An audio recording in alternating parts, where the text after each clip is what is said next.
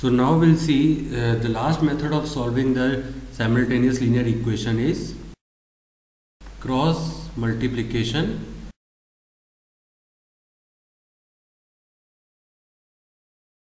So in the cross multiplication method, what we can do is like in the previous two method, what we have seen is in the previous two method we were first finding out the value of the one variable, that is either x or y, and after finding that the value of one variable, we were finding out the value of the next variable by keeping the value of the either of the one variable in any of the two linear equation, any of the one linear equation of two. So what we are doing is we were actually finding out the value of one variable and we are keeping the value, that value in one of the equation and getting the other variable. But in the cross multiplication method, we can directly find out the value of x and y simultaneously. So it means value of x variable x and y will be find out simultaneously. So it means both are independent of each other. So it is not necessary here that we need to first find out the value of one, accordingly we will get the value of second. But here we will get the value of both simultaneously and correctly. So accordingly what we can do is, as you can see that the general form of the linear equation we can take as a1x plus b1y plus c1 is equal to 0, a2x plus b2y plus c2 is equal to 0. So this is a general form of linear equation we have taken. Now what we can do is, now if we use the substitution method here, or substitution method or equating the coefficient method, accordingly we will get the value of x, and by keeping that value we will get the value of y. Like suppose if I make the let's say like if I use the equating the coefficient method and make the coefficient of y equal, and for making the coefficient of y equal I need to multiply it by b2, first equation by b2 and second by b1. So accordingly I will get as a1 b2 x plus b1 b2 y plus b2 c1 is equal to 0, and accordingly a2 b1 x plus b1 b2 y plus c2 b1 is equal to 0. Now if we solve it, what we can do is we need to change the sign. So accordingly we will change the sign and this term will get cancelled. So accordingly we will get x is equal to a1 b2 minus a2 b1, and this is equal to c2 b1 minus b2 c1.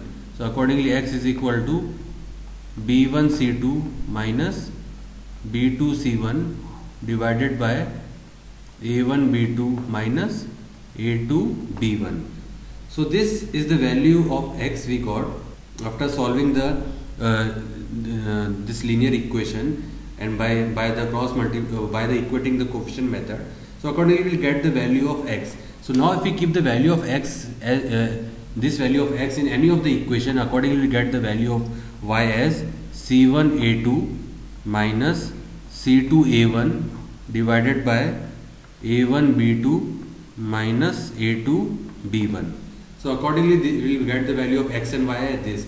So as we have seen here, like we have taken the value of x and y in terms of coefficients of x and y and constants, that is in terms of a1 b1 c1, a2 b2 and c2. So we have taken the value of x and y in terms of coefficient.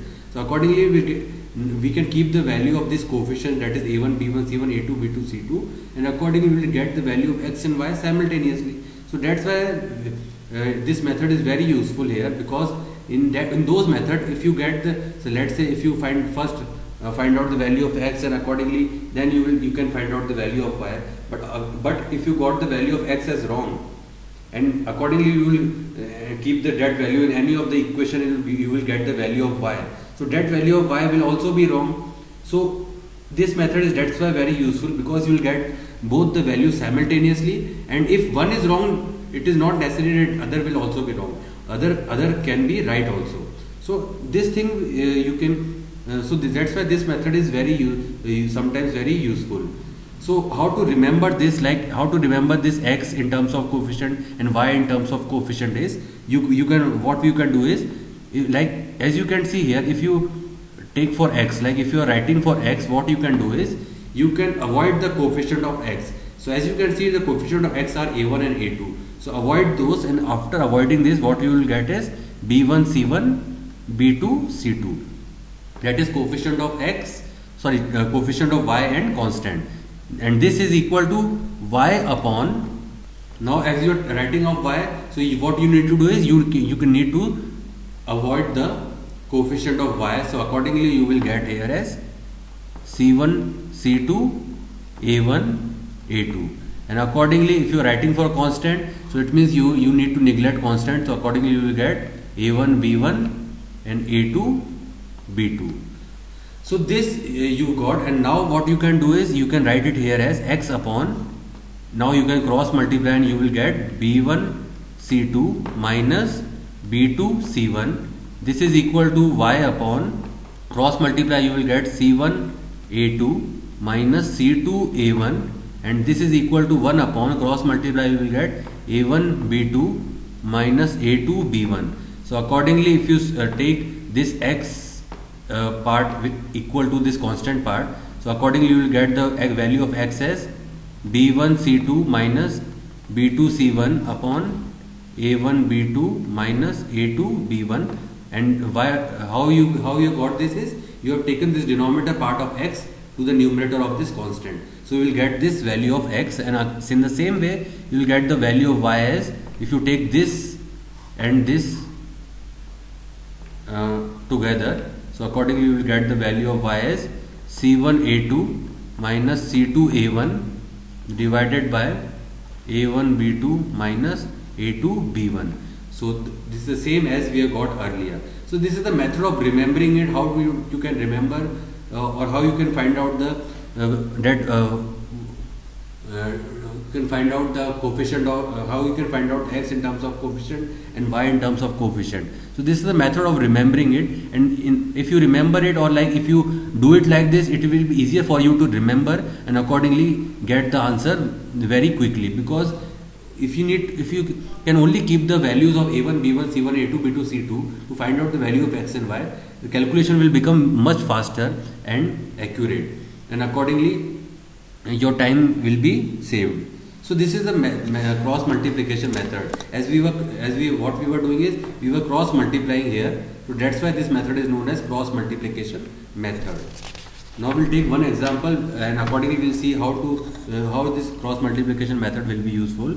For example, let's take first, write down the simultaneous linear equation x. 2x plus 3y is equal to 17 and 3x minus 2y is equal to 6.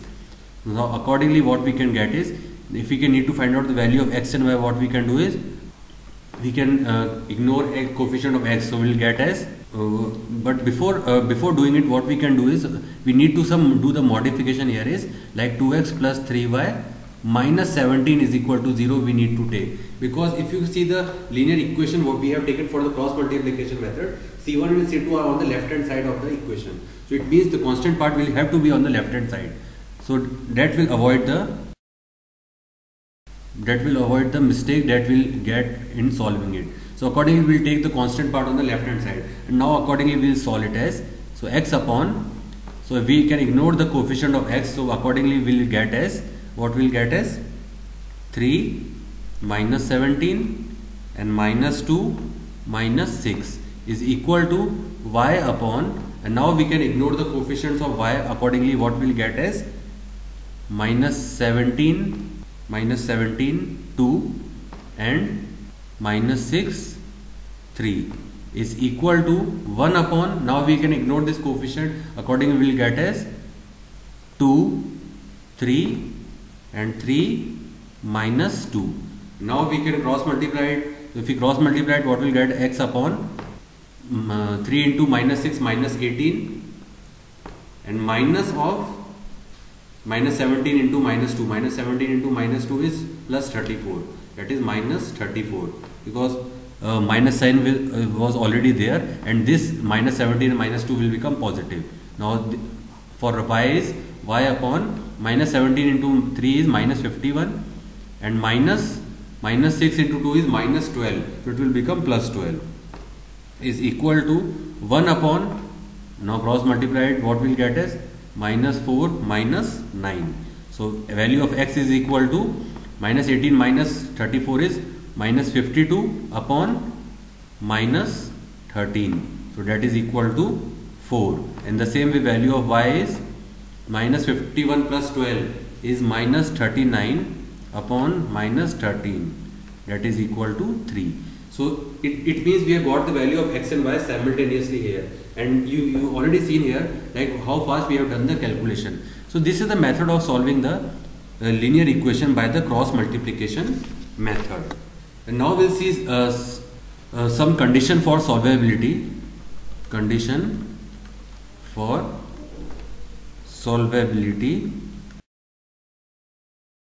According to the condition of solvability, suppose we have taken the linear equation as a1x plus b1y plus c1 is equal to 0 and a2x plus b2y plus c2 is equal to 0. So this condition of solvability actually need to help to find out like what kind of solution you will get for the linear equation or simultaneous linear equation, whether it is a unique solution, infinite solution or no solution.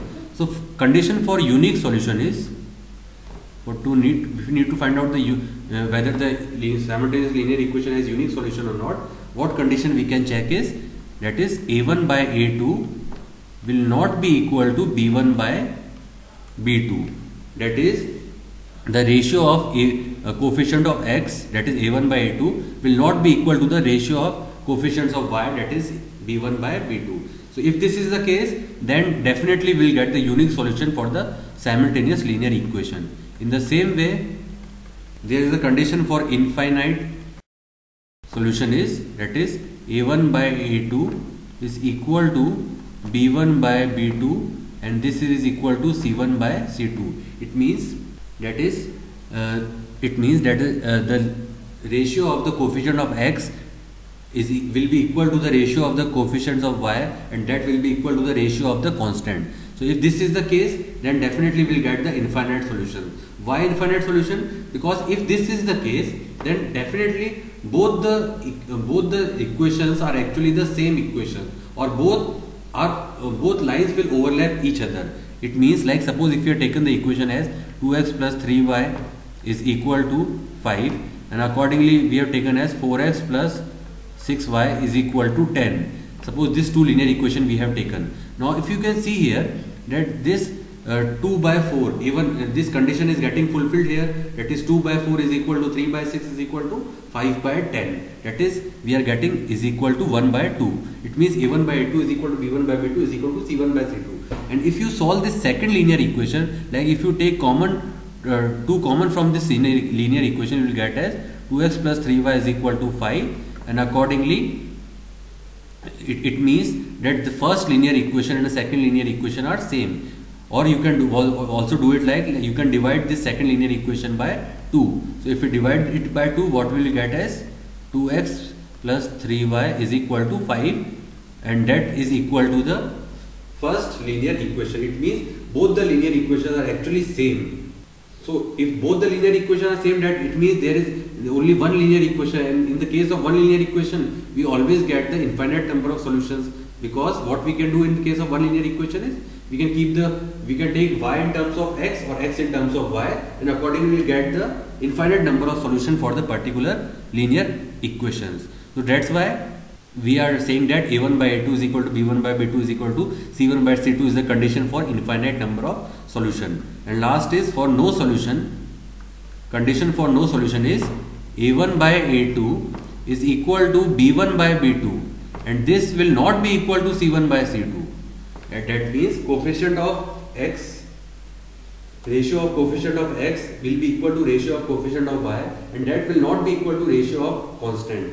So if this is the case, then definitely we'll get no solution for the linear equation, because in that case both lines are actually parallel to each other, because their ratio of coefficient of x and y are equal and their constant ratio is different. So it means both lines are parallel to each other, and if both lines are parallel to each other, then they will not intersect at any points, and if they not intersect at any points, definitely you will get no common solution for simultaneous linear equation. as you will get no common solution, it means the result will be no solution. So this is a condition for solvability of simultaneous linear equation.